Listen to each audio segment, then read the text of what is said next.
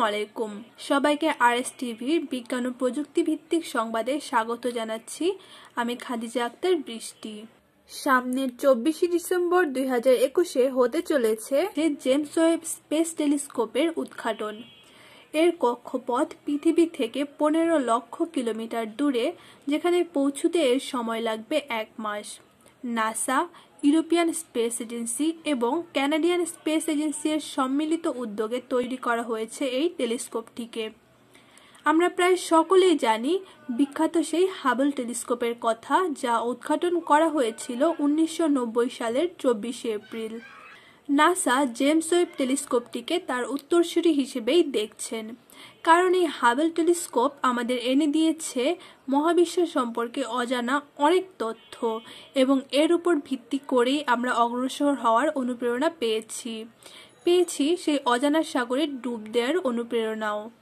এর কারণে আরও উন্নত প্রযুক্তি ব্যবহার করে তৈরি করা হয়েছে জেমস ওয়েব স্পেস টেলিস্কোপ, যা সেই সুদূর অজানায় পদার্পণ করে আমাদের তথ্য ভাণ্ডারকে আরও সমৃদ্ধ করবে। জেমস ওয়েব স্পেস টেলিস্কোপ মহাবিশ্বের সুদূর প্রান্তের গ্যালাক্সির পাশাপাশি আমাদের সৌরজগতের বাইরে এমন গ্রহের সন্ধান করবে যে সেখানে প্রাণের সন্ধান পাওয়া যায় কিনা, খুঁজবে বিগ ব্যাংয়ের পর জন্ম নেওয়ার প্রথম তারাগুলোকেও, দেখবে গ্যাসের নীহারিকা থেকে কি করে নতুন তারার সৃষ্টি হয়। আমরা জানি মহাকাশ থেকে আমাদের পৃথিবীতে আলো পৌঁছতে সময় লাগে। এই সময়টা মূলত তারাটি কতটা দূরে রয়েছে তার উপর নির্ভর করে সমানুপাতিক হারে বাড়ে। যেমন সূর্য থেকে পৃথিবীতে আলো পৌঁছাতে সময় লাগে 8 মিনিট। এর মানে হচ্ছে আমরা কখনোই বর্তমান সূর্যকে দেখতে পাই না, বরং 8 মিনিট পূর্বের সূর্যকে দেখতে পাই। তেমনি যেই তারা পৃথিবী থেকে যত দূরে অবস্থিত আমরা তার তত অতীতকে দেখতে পাই।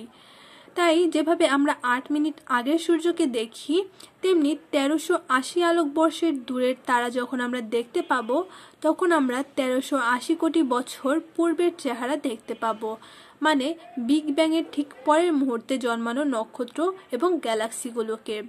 আর এই লক্ষ্যকে সামনে রেখেই বানানো হয়েছে এই জেমস ওয়েব স্পেস টেলিস্কোপ। এখন প্রশ্ন হচ্ছে, কিভাবে দেখবে সে মহাবিশ্বের সুদূর প্রান্তের গ্যালাক্সিগুলোকে? আদৌ কি এটা সম্ভব, নাকি সম্ভব নয়? আর এই সমস্তটা বুঝতে হলে আমাদের জানতে হবে সেই সময়কার মহাবিশ্বের গঠন সম্পর্কে। কেমন ছিল আমাদের সেই শুরুর মহাবিশ্বটা? বিগ ব্যাংয়ের পরের প্রথম 4 লক্ষ বছর মহাবিশ্বের ঘনত্ব ছিল অনেক বেশি, যার কারণে আলোর কণা বা ফোটন মুক্ত ইলেকট্রনের সাথে সংঘর্ষের কারণে প্রোটন কণার আবিষ্ট থেকে বের হতে পারছিল না। প্রায় 4 লক্ষ বছর পর প্রসারণের ফলে তুলনামূলকভাবে ঠান্ডা হতে শুরু করে মহাবিশ্ব এবং নেমে আসে 3000 ডিগ্রি সেলসিয়াসে। তখন ইলেকট্রন ও প্রোটন মিলে তৈরি করতে সক্ষম হয় হাইড্রোজেন পরমাণু। আর হাইড্রোজেন পরমাণুর সাথে ফোটন কণার বিক্রিয়া কম হয় বলে মহাবিশ্বে সেই প্রথম ফোটন কণা ছড়িয়ে পড়ার সুযোগ পায়। আর সেই ফোটন কণাগুলোকে আমরা এখন দেখতে পাই মহাজাগতিক মাইক্রোওয়েভ পটভূমি বিকিরণ বা সিএমবি হিসেবে। এরপরেই মহাবিশ্ব আরও দ্রুত শীতল হতে শুরু করে, সৃষ্টি হয় তারাদের। এই তারাগুলো মূলত অতি বেগুনি রশ্মি বিকিরণ করত এবং এদের চারপাশের হাইড্রোজেন পরমাণু সেই বর্ণালীর আলো শোষণ করে নিত খুব সহজেই, যার কারণে আমাদের থেকে হারিয়ে যায় সেই তারারা। আর বিগ ব্যাংয়ের পর প্রথম 30 কোটি বছরের জন্মানো তারাদের আমরা তাই দেখতে পাওয়ার কথা নয়। তবে সেই সময়ের কিছু উচ্চ শক্তির তরঙ্গ শোষিত হয়নি, আর জেমস ওয়েব স্পেস টেলিস্কোপে সেই তরঙ্গ ধরা পড়ার কথা, কারণ সেভাবেই তাকে তৈরি করা হয়েছে। সেই অজানা মহাবিশ্বকে আমাদের কাছে তুলে ধরার জন্য সর্বপ্রথম এডুইন হাবল আমাদের জানান যে মহাবিশ্ব প্রসারিত হচ্ছে এবং যে গ্যালাক্সি আমাদের থেকে যত দূরে অবস্থিত তারা তত দ্রুত আমাদের থেকে দূরে সরে যাচ্ছে। ডপলার ইফেক্টের কারণে সেই গ্যালাক্সিগুলোর লাল সরণ বা রেড শিফট হয়, যা অবলোহিত তরঙ্গে পরিণত হয়। তাই দূরের লাল সরণ হওয়া গ্যালাক্সিগুলোকে দেখার জন্য জেমস ওয়েব স্পেস টেলিস্কোপকে বানানো হয়েছে অবলোহিত সংবেদী করে। জেমস ওয়েব স্পেস টেলিস্কোপের প্রাথমিক আয়নার ব্যাস 6.5 মিটার, যার ফলে এই আয়নায় তারা বা গ্যালাক্সিগুলোর আলো পূর্বের তুলনায় অনেক বেশি প্রতিফলিত হওয়ার সুযোগ পাবে। আরও জানা গেছে যে এর সংবেদনশীলতা এতই বেশি যে পৃথিবী থেকে চাঁদের সমান দূরত্বে অবস্থিত যে কোনো ক্ষুদ্র বস্তুর তাপমাত্রাও পরিমাপ সম্ভব হবে। আর এই সাফল্যে পৌঁছাতে উদ্ভাবন করা হয়েছে অনেক দুরূহ প্রকৌশলের। তবে এই সাফল্যের পূর্বে বাধা রয়েছে অনেক। প্রথমত, পৃথিবী আর সূর্যের মহাকর্ষ কাটাকাটি হয়ে যায় এমন 5টি বিন্দু রয়েছে, যার মধ্যে একটির নাম লাগরাঞ্জ বিন্দু বা L2। এটি সূর্য এবং পৃথিবীর সাথে একই সরলরেখায় কিন্তু পৃথিবীর পেছনে অবস্থিত। আর সবকিছু ঠিক থাকলে উৎক্ষেপণের 1 মাস পর পৃথিবী থেকে 15 লক্ষ কিলোমিটার দূরে সেই L2 বিন্দুতে পৌঁছাবে জেমস ওয়েব স্পেস টেলিস্কোপ।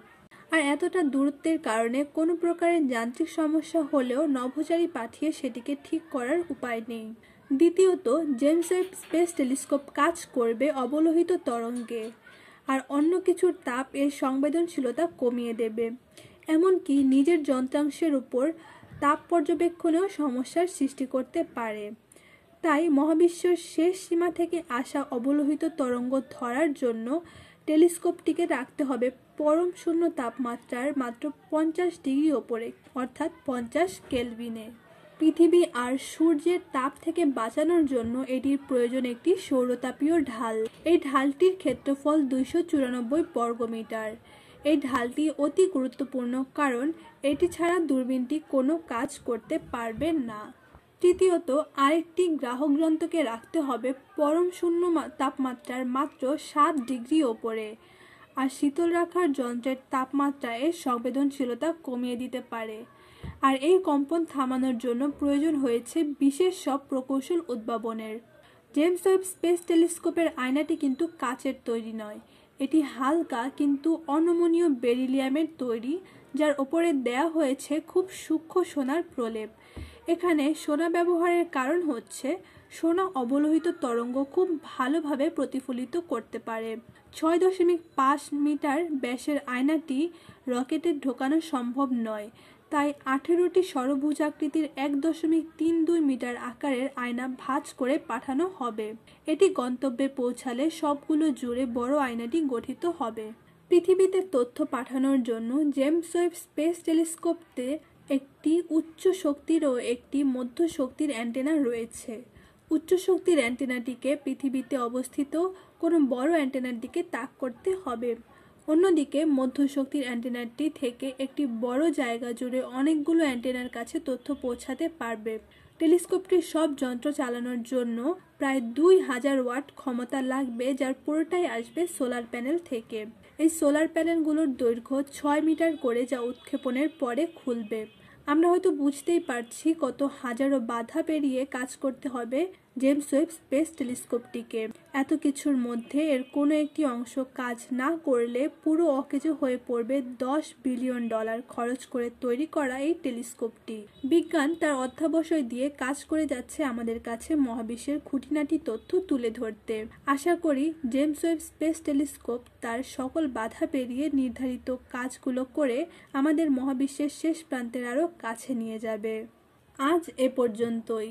এমন নতুন নতুন আরও তথ্য পেতে আমাদের চ্যানেলটির সাথেই থাকুন। লাইক, শেয়ার ও সাবস্ক্রাইব করে সব সময় পাশে থাকুন। ধন্যবাদ। আল্লাহ হাফেজ।